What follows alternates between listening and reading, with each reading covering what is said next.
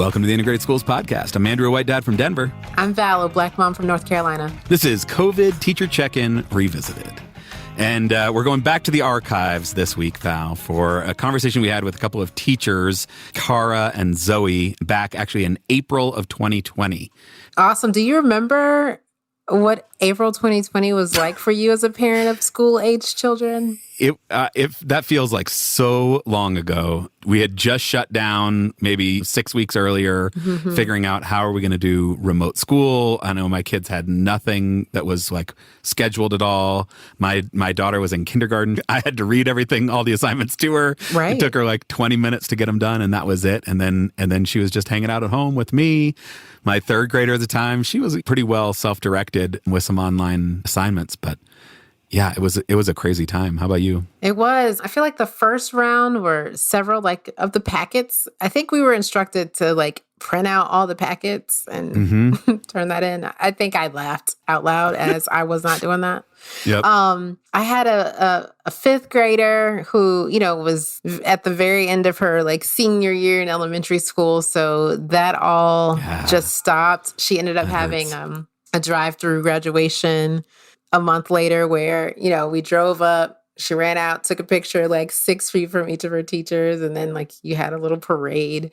And then I had a sixth grader who was just figuring out the middle school schedule, and that kind of all stopped. And interestingly enough, we took cupcakes to school that Friday, and his birthday was the next day, not knowing that was the last time that he would see his friends and everything. And that was it.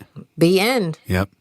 I knew that COVID was serious when they canceled the talent show at my school. Okay, say more. That night is a serious event every year.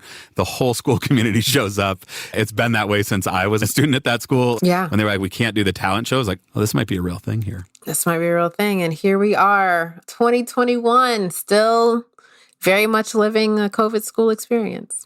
Yeah. I think one of the reasons I wanted to kind of rerun this conversation is that it's been so easy for me as this school year has started to feel like things are normal, to feel like we're kind of out of the woods on this. I show up in the morning, I drop my kids off, I pick them up. They're wearing masks, but otherwise my experience as a parent is pretty similar with the exception that I can't actually be in the building, which I can't go visit. I can't be, talking to teachers and stuff like that. And so it's pretty easy for me to feel like maybe we're kind of on the other side of it already. And in talking to teachers, that is not at all true. Right. I can definitely relate to that sense of normalcy, right? I take them to school, they get out with their mask, I pick them up. And I'm also married to an educator, a high school teacher. And so I do hear daily just how difficult this year is, not only from him, but from several of my educator friends who I think just honestly used up all of their reserves to get through last year. Yeah. And are just tired. Right. Yep. And so that moment in time, that really brief moment in time from when schools closed in 2020 until that summer, there was just a love fest for educators everywhere. And then the next school year, I felt like people forgot the love.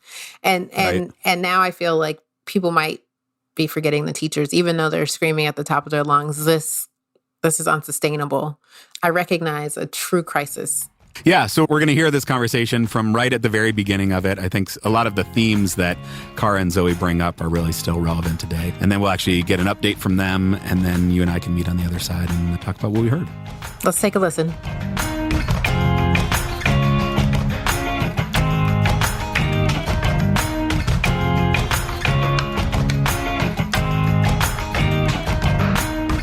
Thank you for having me.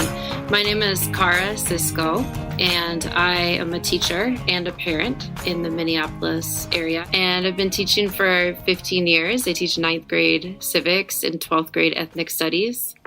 So my children are biracial, and my children attend a school that is just a few blocks from our house that is 99% free and reduced lunch, and a good 76% English language learners.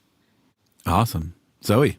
My name is Zoe Rooney. I am a biracial mom of 2 boys in Philadelphia. I am also a 9th grade teacher. I teach Algebra 1, and my kids attend our neighborhood public school here in Philly.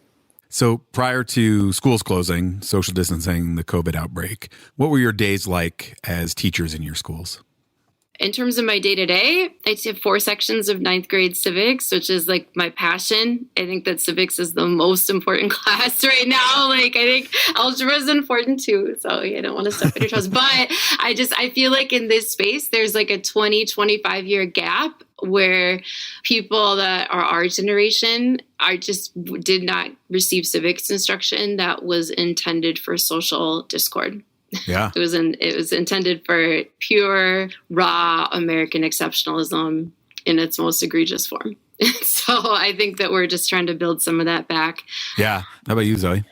Yeah, so the school that I work at in Philly is a really interesting place. It's almost entirely Black students, a couple of Latinx students. It is in one of the highest poverty neighborhoods in the city. And it is a school that was slated for closure within the last couple of years because it has been under-enrolled and it has not performed especially well on the standard metrics that schools are judged by. Mm-hmm. So we were already focused pretty heavily on things like building relationships with students. And we have students who are on a whole range of academic levels coming in.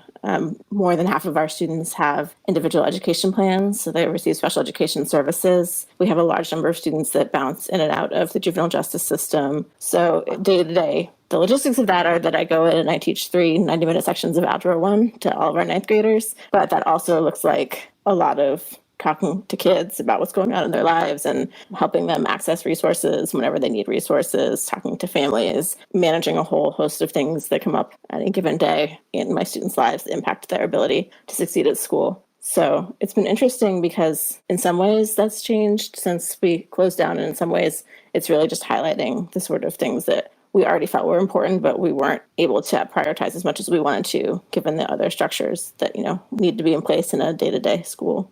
Right. So I know that schools have put in a lot of effort to track down kids, to get them devices, et cetera. And I know that there are some kids who you continue to not be able to reach. And I'm guessing that those are your most vulnerable kids.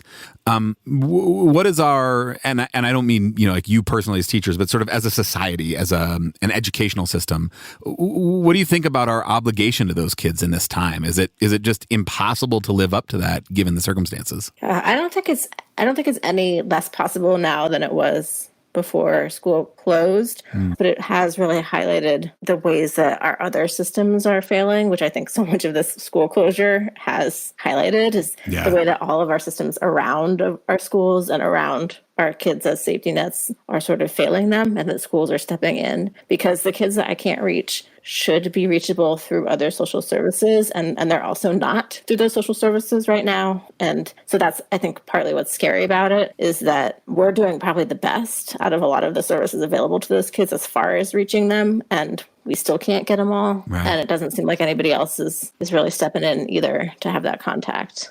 Yeah. I mean, here's the deal. Like, of course, teachers are going to be concerned about that because we can't not, otherwise we're in the wrong job. And I hope that we can take a lesson from this experience in terms of the way that we see responsibility as a community, because our social and societal health is critical, and teachers in schools do way too much. I think if anything, this crisis has laid that to bear for all of us to see, just the way that we saw schools across the nation scramble to put together lunches, to get technology in homes, to overcome the digital divide, which is something that we shouldn't even be talking about. It's 2020. Everyone deserves to be connected to the internet, right? And certainly we shouldn't be turning to schools to solve that problem, right? Like that is a big society-wide issue, not a school problem. This is the lesson. This is the thing that I would like us to emerge, a better, healthier society from is, of course, teachers are going to worry about their kids. Of course, we're going to care. But there's no kid on the planet that wants to be truant all the time, or that wants to be like, quote unquote, big air quotes, a bad kid, or wants to display behavior that constantly finds them facing more exclusionary discipline or what have you. Those are all symptoms of larger problems that are supposed to be solved by way more people than the ones that are in our school buildings. Yeah, I mean, if this crisis has shown us anything, it is all of the inequities that exist that we now see so clearly because kids are sitting at home all day, every day, that, like you said, Zoe, like that it's the same stuff that was happening before the crisis, but now we can't hide anymore. And we used to think that if you just put them all in the same building, that teachers and administrators could just like fix all of these big, massive underlying problems. Right. But I think what's a little scary about this is that there are still huge populations that are very hidden in this and that are really hidden from the majority of parents and even from a lot of educators. And so I would say that those are largely the students who have significant special education needs and the English language learners. And then to some extent, some of our LGBTQ students. Yeah. In a previous episode of the podcast, you talked about how our home school situations are more segregated than ever, right? And what happens with that is that unless you have a student or a child in your home that is in one of those kind of groups of students, you are completely not aware of what the struggles are for those families and those students. And that is really hidden right now. That's something I'm pretty concerned about as we continue with this. So, I mean, it sounds like there's a lot of reasons for school districts to be really thoughtful about the systems and that they're implementing and things they're putting in place. But maybe there's also some role for parents to play in terms of thinking about these bigger pictures here. Like what should parents be doing? I think one thing I would really like parents to think about is if there are things that they feel like they need from teachers or schools, is to try and be really reflective about what the sort of root level need is that they're trying to have the teacher or the school address. And I think if parents can be really thoughtful about what that actual need is, then that would allow us as teachers to help them problem solve that need while also accounting for all the other students and families and needs that we have. Right. Because I can address a need for a structure with a family who really needs that in some ways that may not mean my whole class needs to have that same structure and that needs to log in at 9 a.m. and have a class meeting at 9:45 and get your stuff done by noon. Yeah. Right. So I think that if parents can have that level of honesty and transparency back with teachers and say, I'm asking for these things because I'm having trouble with X, Y, and Z, then that allows us to problem solve in a more collaborative way that is more generative and based on my understanding of all of my students versus just saying, I need you to have a schedule where they're logging in and I need them to have grades. That's not the same thing. And that's going to penalize some of my students in a way that is not what we're going for. Right. And there's this piece of the importance of relationships that you need to know your students. And I'm struck that you and your districts, I think, to their credit, have both put a lot of time and thought and energy into figuring out how to reach families, the right methods of communication, the right content to deliver to them so that they will engage, the right platforms to use. And there seems to be a real intensive effort around that. But it seems like that should be what schools are doing all the time. There's like a sense in normal times that if you don't show up, it's because you don't care. Or if you don't respond to the message from your teacher, it's because you're not a good parent. And now in this sort of brief window, we have this sense of, well, everybody's got different needs and different stresses in their lives. So let's find a way to reach out and get in touch with them. But it seems like we should be doing that all the time, no? Yeah, I mean, I think to an extent, a lot of things had to get out of the way for that to happen. I guess, but my question to you, Andrew, I mean, I agree with you, but with regards to that thought, I think that sometimes pops into people's heads about like, well, if this parent doesn't respond, it's because they don't care. If this student doesn't respond, it's because they're a bad kid. How often is that a racialized comment? Right. I mean, I think Zoe and I represent two teachers that have put in a lot of work in terms of like understanding the function of white culture and white supremacy on all of our systems, the education system included. And so I think it takes kind of a certain awareness to put aside the excuses and the shame blame kind of culture that develops around communities and to be able to say, no, we're going to get to the bottom of this. Because if you say, oh, this is because they don't care, what you're doing is you're passing off that responsibility. You're saying, well, they don't care, so I don't need to worry about it. Right. And that it's not fair to the schools. It's not fair to the kids. It's not fair to the families, but it's perfectly in line with our school system. That's true. And I would also just highlight that it's not, like you were saying, I think both of us have spent a lot of time thinking about this, but there are, unfortunately, plenty of teachers in my school district who do not think that way. Right. And there is still a lot of shifting of blame or shifting of responsibility. Yep. It seems like one of the things that is helping you is this ability to build community with the students in your school and also with their families. And like you said, Zoe, a lot of things had to get out of your way to be able to really focus on that. And it seems like those things are the things that make, at least in my mind, an actually good school. But those are not the things that make what is sort of traditionally considered a good school. Those are not things that get, at least as far as I'm aware of, don't get measured in any meaningful way, don't play a role in anybody's accountability, in teacher evaluations, in any of those things. I think that's true. I think what I've had to learn and what I'm still trying to figure out is the idea that taking away some of those more objective measures, it's great in some ways because it does get out of our way and it takes away objective measures that are built on white supremacist ideas and that are not reflective of anything meaningful about our students. So that's good. But on the other hand, all of the subjective metrics we have and ways of judging students are also often racist. Right. So it is also scary to take away all of the objectivity in all of this as well. And I haven't figured out how to balance those things yet. Right. And if we only rely on subjective metrics, then all of the underlying racist assumptions that we bring about kids have even more of a chance to show up. But the objective metrics are also plagued by white supremacy. Like we want our kids to feel welcomed and be themselves and be known in community in their schools, but we also want them to be ready for the next grade.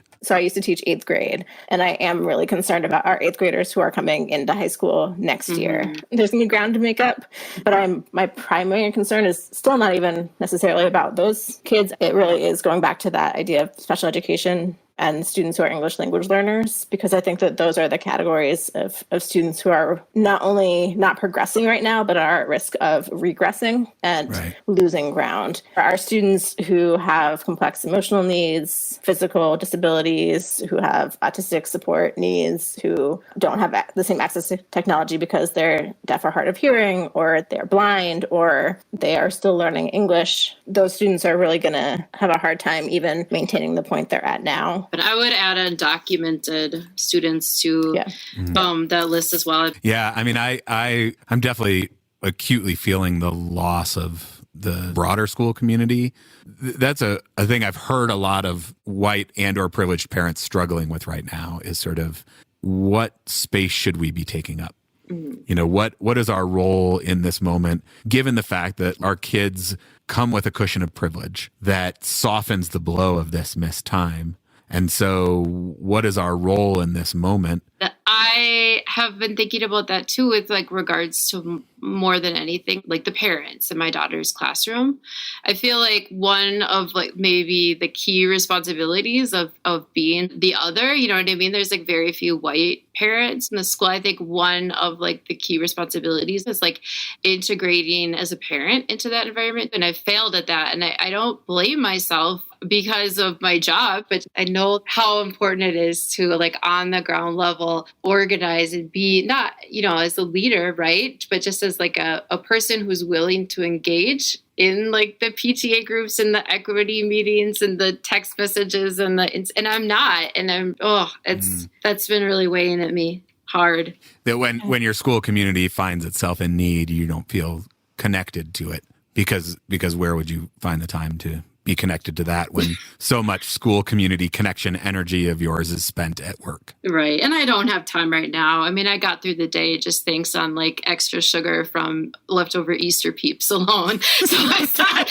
I'm working twice as hard right now. I promise you. But I do think it's worth talking about in terms of like what we can all kind of learn from this. I mean, we really don't want to go back. And Kara, you mentioned this when you were talking about civics before. We don't want to go back to where we were because where we were was broken in a lot of ways. And the only way that we can really improve on this situation is by kind of blowing up some of the stuff in our systems that clearly weren't working. So I think what I would want parents, especially parents in positions of privilege, to do is to really kind of focus in on what your priorities are in this moment, because they're different than what they were before, and maybe like write them down and think about as your situation changes over the next couple of weeks and as different things happen in your family and your friend circles and in your jobs and in your life, how do those things shift your priorities? And then keep listening to everybody else around you. So I think that's where we all have a kind of collective power, is to think about the ways that our systems aren't serving any of us. But we can't do that unless we're continuing to talk to each other and listen to each other and know each hear other. Those stories. Yeah, know each other. You stated that so perfectly, Zoe. Like, systems, when they're disrupted, want to settle back into the old cracks that were long existing, right? And so we, at this point, should have every expectation that when we come back in September or whatever it is that we happen to come back, that we should have every expectation that the system is just going to settle into like the old broken way that things were done before. And we should have that expectation so that we can plan now, right? In order to make sure to take all the steps that we need to in order to ensure that that doesn't happen. We need to have a plan. And that's kind of where that community piece comes in. And I don't want people to lose sight of, and this might sound kind of cold, but I don't want people to sort of lose sight of the way that they are feeling and the circumstances that they're up against right now, and the way that that impacts their priorities and their choices and what they think is really important for their family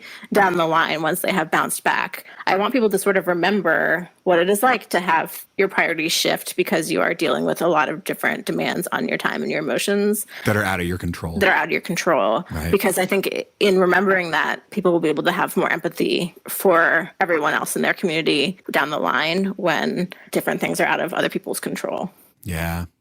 There's such potential in this moment because we have proven that all sorts of things that we thought could never change have changed, right? Like we have made a massive overhaul to the way we do just about everything in society because there was the will to do it. And so there's like potential in that, but I worry because, you know, there is something frightening to me about empowered, well-intentioned, isolated white people. Scary. We have a track record of not making good decisions, and we're all stuck at home. You know, I spend a lot of time thinking like I have flexibility now. I have privilege. I'm not an essential worker. I'm very fortunate right now, and so I have time to think about what do I want the world to look like on the other side of this. But if I'm not doing that in community with people who don't look like me, with people who don't come from the same background with me, with people who don't have the same experiences with me, I worry about my own ability to try to drive positive change. And so through this moment, I fear that we take all this potential for good, this sort of reshuffling that we now need to rebuild, but also the social distancing that makes it even harder to build that sense of community, the sense of connection to other families, that when it comes time to activate, what are we going to activate towards? Because I think just activating towards what we think might be good is dangerous. Absolutely. Yeah. Well, and I think for me, what I've been trying to keep doing to reorient myself is to think about, so in school terms, if we started with the students who were most at risk of regression and we focused there first, right? And we solved for providing those students as much as we possibly could first, and then we dealt with everybody else down the line, that would be a fundamental shift in how we think about prioritization in schools. And if we started with those students, then I think we would be in a much better position for all students, and we would be really focused on actual equity, right? Because even as you're saying, you know, we've made a lot of shifts in how we're doing almost everything, but I still think we've made all those shifts, but on who's back, right? And if we look at the rates of Black workers who are still out doing low-wage essential jobs and are therefore at a much higher risk of both infection and then are receiving subpar medical care in a lot of places, and we are making some changes, but we're not making them for everyone. And the changes that we are making are on the backs of people who are getting the least support from our systems. As they've always been, right? As they've always been. What lessons do you hope we'll learn from this time? We mentioned being in community. One of the dumb excuses that I frequently would tell myself as to why I wasn't more involved with my daughter's school was that, I don't speak Spanish, and almost all of the parents do. I'm here to tell you that I have had probably 50 text message conversations over Google Translate that have gone completely fine. Right. And so I think that those are sort of the things that we can learn and build from is using some of the lessons with regards to video conferencing and with regards to reaching out. Google Translate, yeah. Right. Yeah, I'd also just say using the lesson that we have all learned really sharply about how central schools are as a social safety net and as a social services provider. And so now if we really recognize that now, then what we can all do moving forward is treat schools and people who work in schools as such and give them the level of respect for what they know about students and student communities that they deserve. Because like Cara was saying, if you ask the people who work in schools, and not just teachers, all of the staff members, the building staff who work in schools, they know a lot about those communities. They know a lot about the needs, and they know a lot about what steps we should be taking to appropriately meet the needs of everybody. And we haven't really been listening to schools and to the people who are actually in the schools and to the students who are actually in the schools.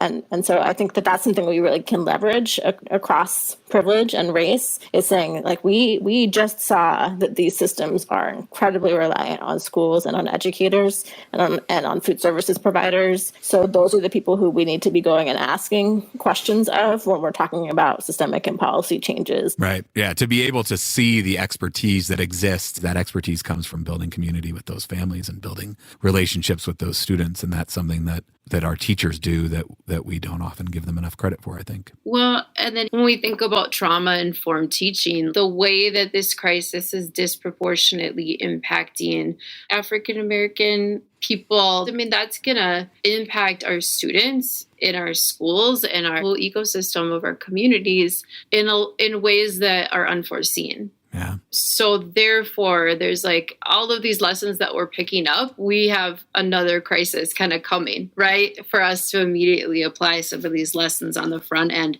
And that's the sort of ecosystem in which I think that the parents who hold privilege can be effective, where if they're saying, we've seen how important public education is vividly for our students and for all students, and we're going to work really hard to amplify the voices of the people who work in buildings and the students in the buildings to talk about what actually is meaningful for them. I think there's a lot of things that the parents, like Cara said, have a lot of power on if they raise their voices about them. Mm-hmm. I really appreciate both of your time and your perspectives, and just deeply grateful for the work that you are both doing in your cities. I think if I can thank you both on behalf, you can take it for all of the teachers who are out there in the midst of this. I've always had a great deal of respect for teachers, but even more so now, given all the things that are on your plate. I'm incredibly grateful that there are teachers out there and that there are teachers as thoughtful and compassionate as you guys. So thank you very much for coming on. Thank you for having us, Andrew.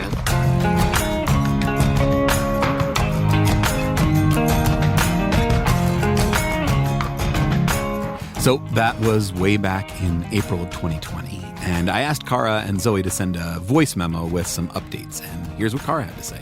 Hey, Andrew. This is Cara Cisco. And it's November 2021. Pandemic is still going. I'm back in the classroom full time. We were hybrid for the better part of last year. And I guess I am very excited to be back with students. I was nervous about the sheer levels of trauma that students will be bringing with them and dealing with. It has really played out in a way that is hard, devastating, makes learning really difficult. And you can only imagine the types of just heavy, terrible, sad, distracting, unimaginable things that students carry with them in larger numbers than I've ever experienced before. The good thing, I guess, is that the learning loss that everyone was speaking about, it isn't really there as much as I expected. And actually, I think there's been some gains in terms of just a new level of executive functioning that a lot of students are coming with. Not all, but a lot.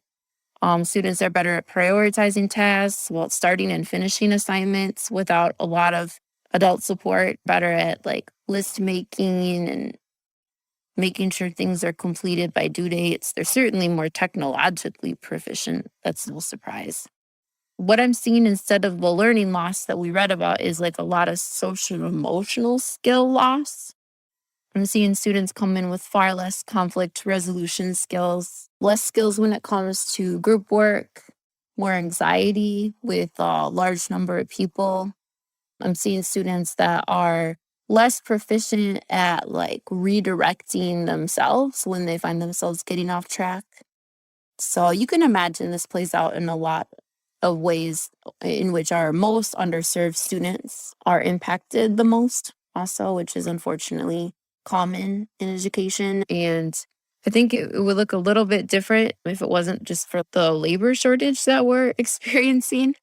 We could have more of a handle on if we had a full staff of both paraprofessionals, but also just teachers, licensed teachers. I think other parts of the labor shortage are just dehumanizing, frankly, for students, for staff, sometimes dangerous. Buildings are messy. Bathrooms have to get locked up because there aren't enough staff available to like fix or really maintain them. Many classes are stuck in larger spaces like the cafeteria or the auditorium. And so, I mean, this is a problem that perpetuates itself because, of course, all of these things cause more staff to leave and it just continues.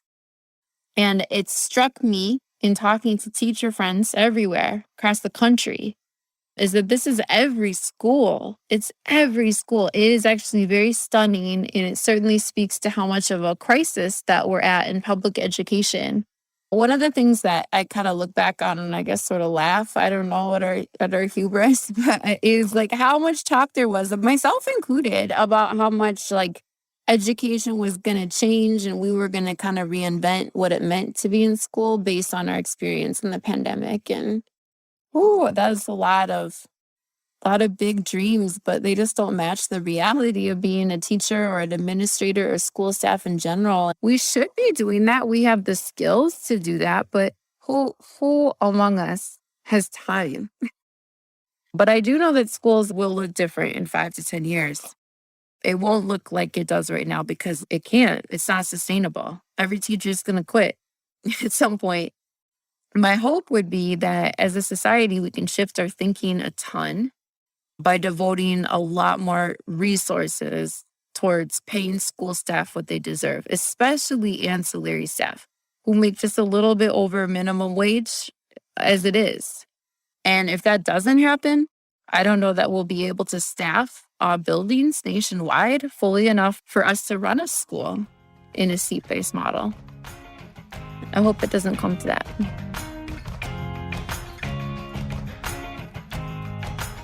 So that was Kara's update. And Val, in a sign of just how crazy and busy teachers are right now, I wasn't even able to get an update from Zoe. But overall, what did you think?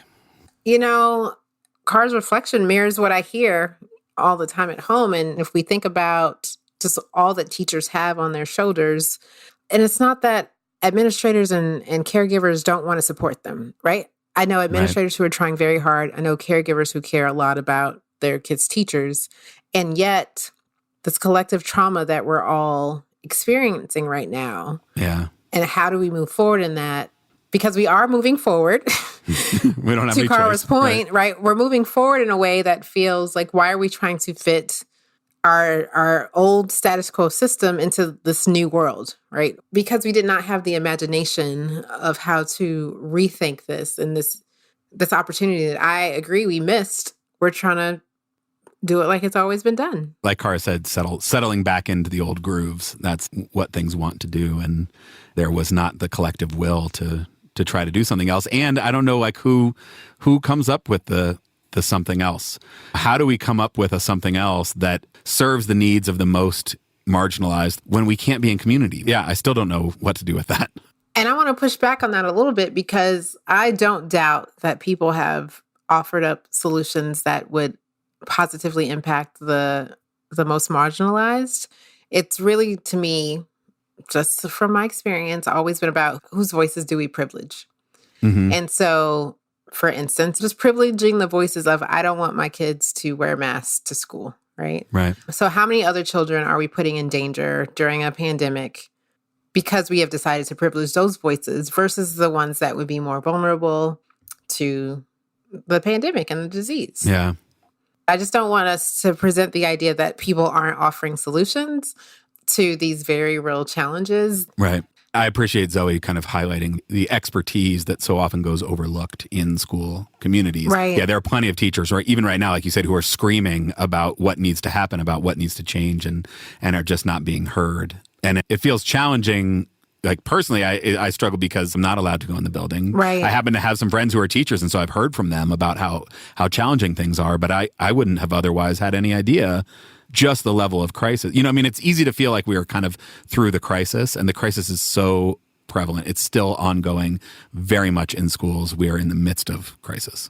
Very much. Just the recent National Education Association survey of about 2,700 teachers of their members released in June found that 32% of their respondents said the pandemic had led them to plan to leave the profession earlier than anticipated. 32%. 32%. So think about the number of teachers that would be at your child's school, right? A third of the teachers gone. A third of the teachers gone. And there's no amount of like teacher appreciation notes that are going to do the trick right now. Yeah, this idea I've heard of, like, it's secondhand trauma. It's the teachers are absorbing all of this trauma from the kids. Never mind, you know, like we've all been traumatized in different ways from the past year and a half. The teachers have to absorb it all while putting on a smiley face for all their kids and trying to entertain them and trying to keep them engaged and trying to actually teach twice as fast, because we all know they were teaching at half speed prior to the pandemic. But now if they just teach a little faster, we can make up for lost time, right? Like fix it. Yeah. Can I say something else that kind of came up for me, and it's connected to what you said about not hanging out in the schools? I think the intention is public safety, but this higher level of surveillance. And so I don't know how it is when you have to go up to the school, but, you know, we have to press a little button. They ask you why you're here. You know, someone meets you outside. You're not allowed in. And so we are very much separated from what is happening in the schools. And we have to count on our kids to tell us and teach us to find a way to get messages out. Wave a white flag. Let us know you need help. I mean, it's not much, but like just that act of walking through the building, seeing the faces of the teachers in the building, glancing in classrooms, all of that stuff gives you some sense of what's going on. And I just have none of that now from the outside. And so it's only because of relationships I have with teachers who are like, no, this is the third school year that's been impacted by COVID, and it's the worst one for so many of them. Yeah. And unlike that hopeful Val in March 2020, I can't say that next year will look a whole lot different. Right. Well, thanks for listening. We like to end on a high note. What's our high note? The young people. My young people are doing well. My young people are happy to be back. They are happy even... it's funny. They were nervous about going back at first. Like, will they remember how to talk to people? Because we moved in the middle of it. So they didn't have any friends going into the school. So will they know how to talk to people? Will they make friends? I'm still worried about that, Val. Well, I know how to talk to people. Me too. The first party I go to is going to be like, I don't know if I'm going to know how to, like, either I'm going to be completely out of control or I'm going to be like balled up in a corner. Because right now, I only want to wear either sequins or pajamas. I just don't know. Andrew. Those are the two options. I just don't know. And then they got, they were excited to be back and to talk to other kids. And then very quickly, probably too quickly for me, it became, oh yeah, this is school. It's just school. Right. They're super adaptable. How about you? Yeah, I mean, them being in the building is huge. And I'm so grateful for the work. I mean, I get like glimpses of the amount of work that goes into trying to keep the kids safe, to, you know, organizing the, you know, bathrooms and the trips outside, and how can we eat in outdoor spaces, and making sure that everybody's wearing, you know, all of that work that has gone into keeping the kids in the building, because it has made a huge difference for both of my kids to just to be there.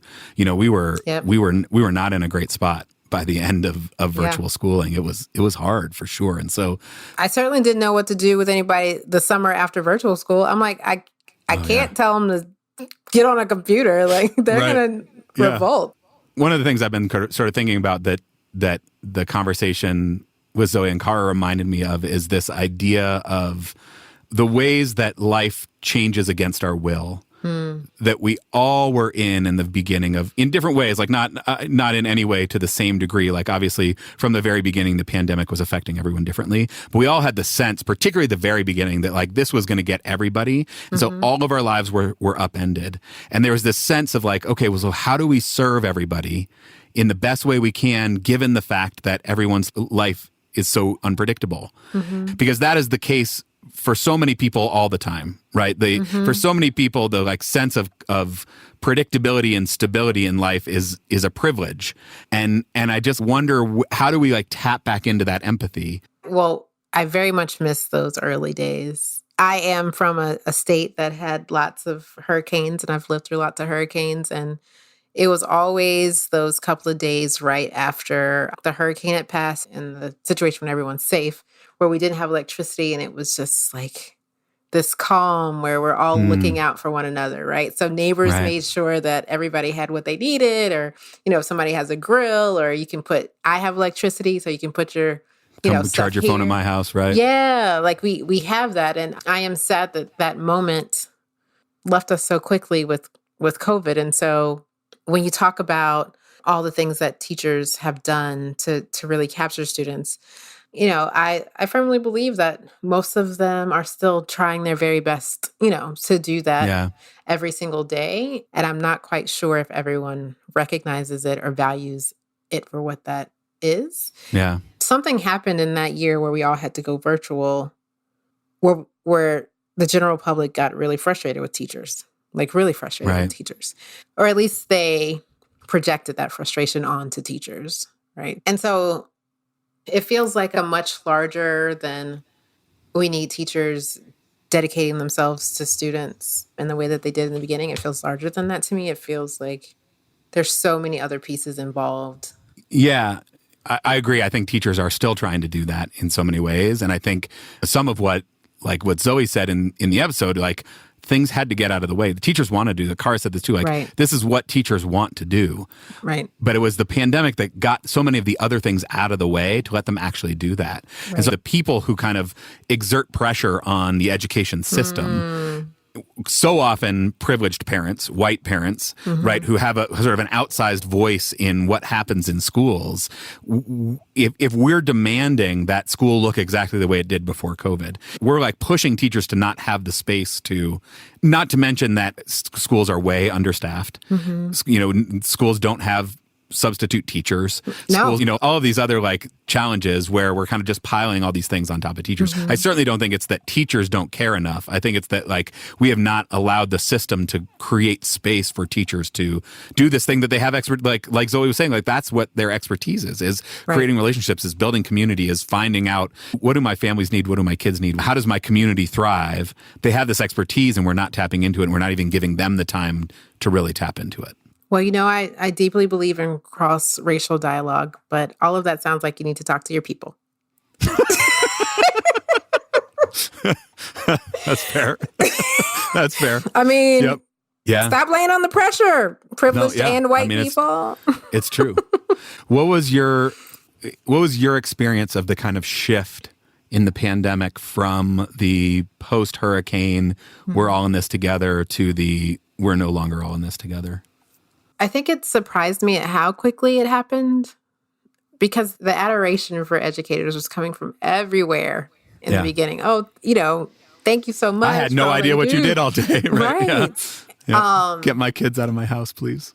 And I think everyone, I'm just speaking broadly, everyone's expectation about the pandemic ending relatively quickly. And when that didn't happen, I think just a lot of people just got frustrated. And so to watch that unfold was just pretty sad. It was pretty sad. Yeah.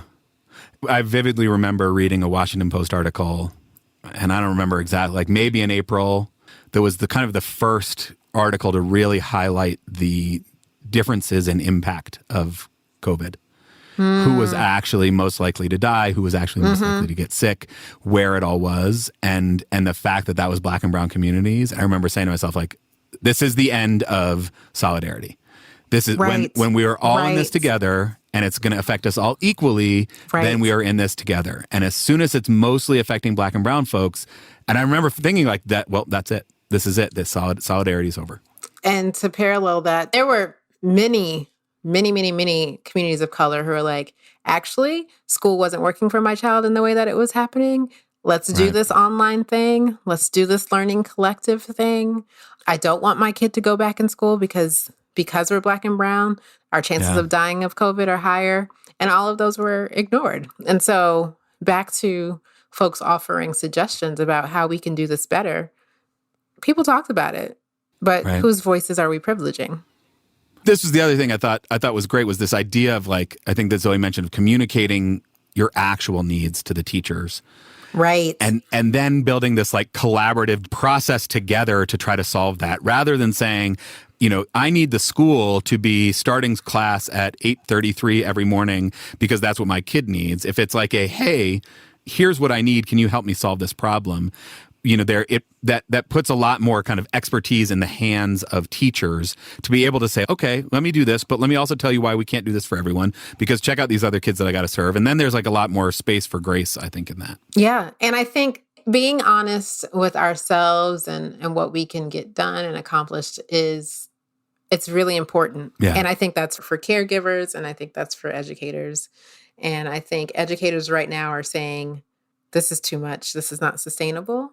And I think parents are saying, I need this structure to be this way because, and, you know, maybe not finishing that thought in a way that feels like they're hearing what teachers are saying. Yeah. I mean, I think we have to shine light on the ongoing crisis because if a third of teachers quit, the whole education system is going. And it's easy to point fingers and boil that down to, well, administrators or central office or whatever. And I don't think it's any of that. Like, as a society, we need to say, look at what happened. As soon as crisis hit, who did we turn to? Mm-hmm. We said we need kids to have iPads or computers. We need them to have internet access. We need them to keep eating. Who did we go to? We didn't go to social services. Nope. We didn't go to other, parts of the city government. We went to schools. Schools are the place where all those things happen. And until we start actually valuing them like they are that kind of crucial backbone of support in our society, we're going to see teachers throw up their arms and say, I can't do it anymore. It's not sustainable. Yeah. And what we knew about school is over. Right. And it's been over for a little while. There's lots of things that have happened in our school, school shootings, COVID, our new reality of folks fighting against having conversations about race and racism in schools, as places of learning and critical engagement. Like, things are changing. And I always wondered, when people went through like major historical moments, if they knew what was happening.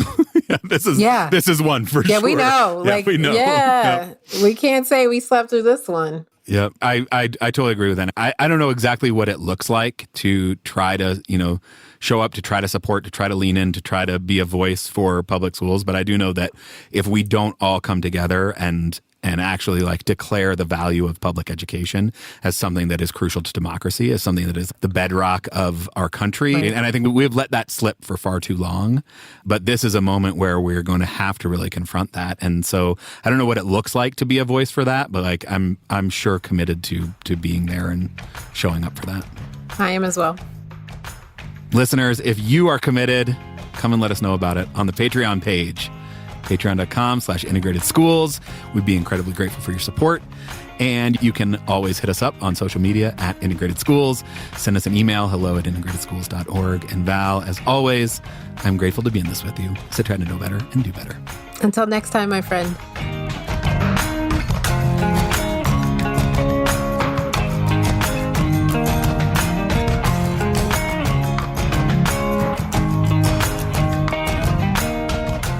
I think I saw someone tweet early on in the pandemic, like, I wonder if in the first few months of the 100-year war, people were like, oh, this will be over in no time. And can you imagine?